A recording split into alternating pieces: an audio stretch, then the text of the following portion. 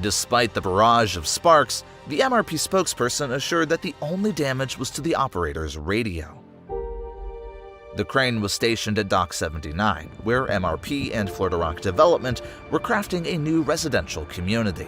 This incident didn't disrupt the construction progress, and the building was completed in 2015 as planned.